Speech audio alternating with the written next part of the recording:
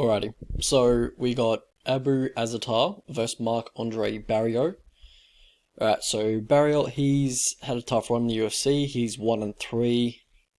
He had 3 losses in a row. His last win came against Oscar Piotr, who's probably cut from the UFC now, but also, yeah, he was very low level UFC. He's coming in with a 4-inch height advantage, a 4-inch height advantage, and Azaitar has the 2-inch reach advantage. For Azaitar, he is coming off a 32-month layoff and a near 2-month layoff in that fight before that. So yeah, before the 32-month layoff, he had 2 years off before that.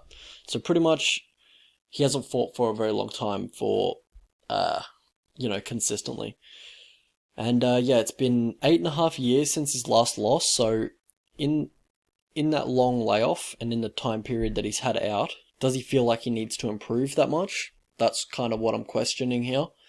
Because, yeah, from what I've heard, he's a pretty arrogant guy.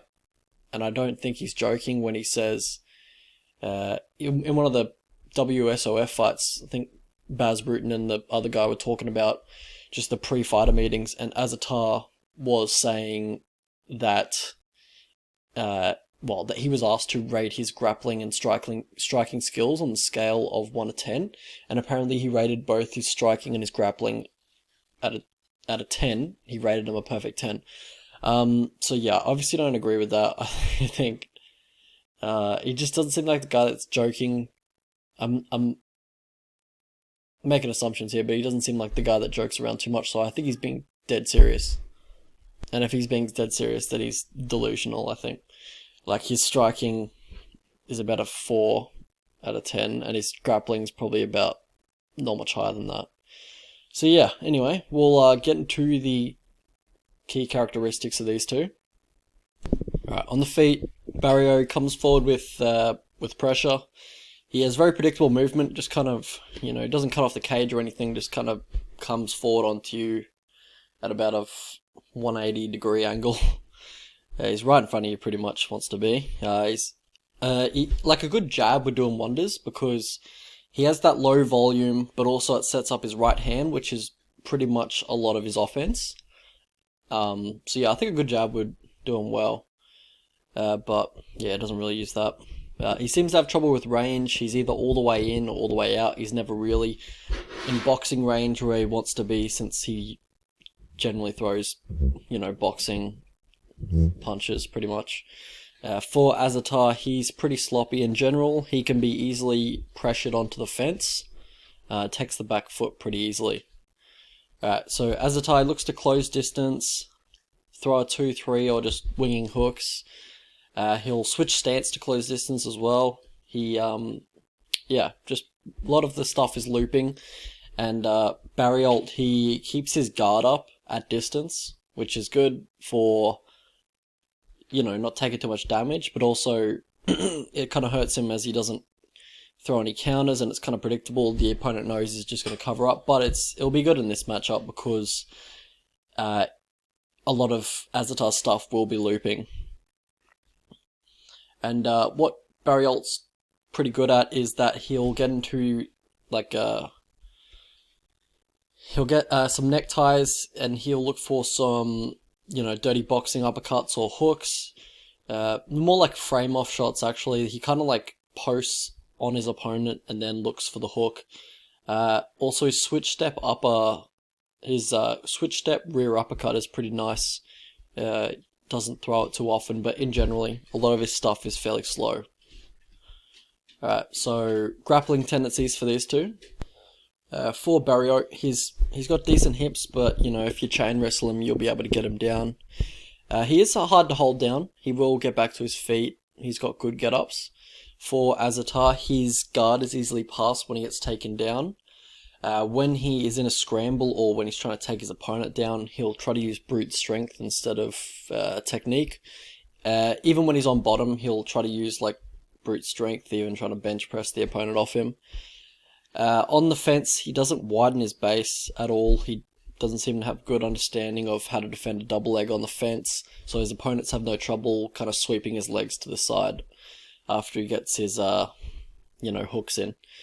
But yeah, so when he does sprawl on the opponent, he's got a fine sprawl, and when he does sprawl on the opponent, he'll look to punish them with just like shots, but that also kind of extends the grappling situation, which can get him in trouble as well. So how these guys win their fights.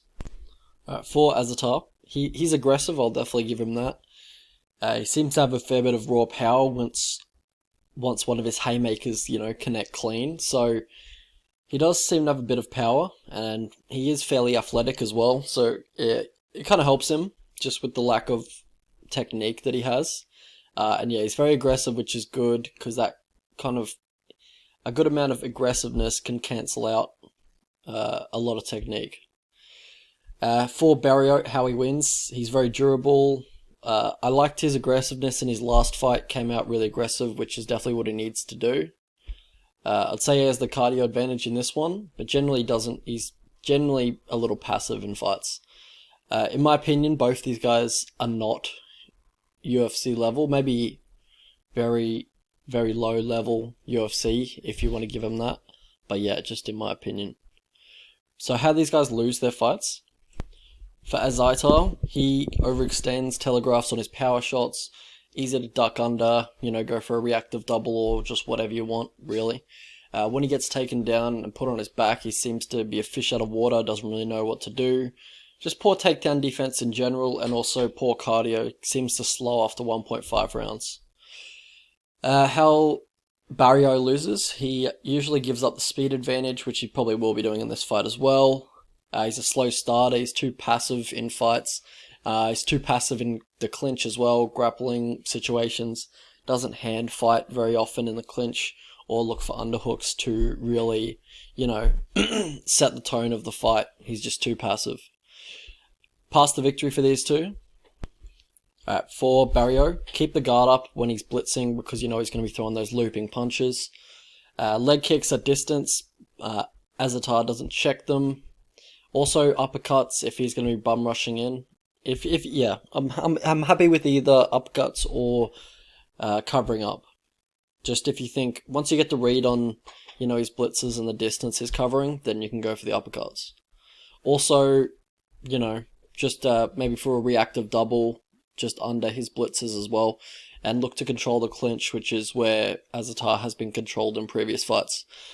So pass to victory for Azaitar. Punches to the body if Mark's covering up on if Mark's covering up on your blitzers. So don't just headhunt on the guy, but just in general stay off the fence because I'd say Mark has the clinch advantage here.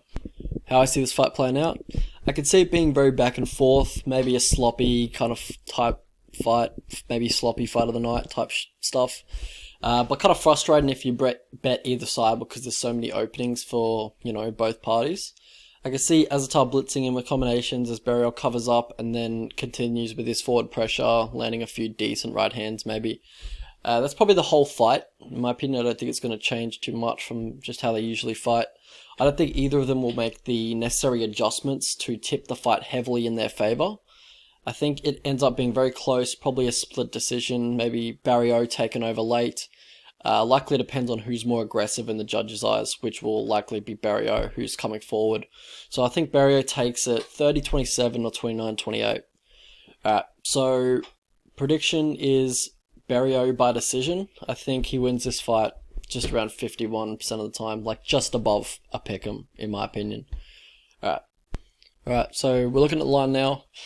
It seems like the bookies have the same idea as me. It's just slightly in the favour of Barriault. If Barriault got up to like $2.50 or plus 150, then maybe I'd consider playing him. But yeah, he's too passive in my opinion, and the other guy is too aggressive, so I don't really want to bet it. But technically Barriault is better, technique for technique. But yeah, it's just too passive. I don't want to bet it. If I bet him and he just came out really passive and didn't capitalize on the opportunities Azaitar's giving him, then I don't think I'd be very happy, and I think I'd be yelling at the TV.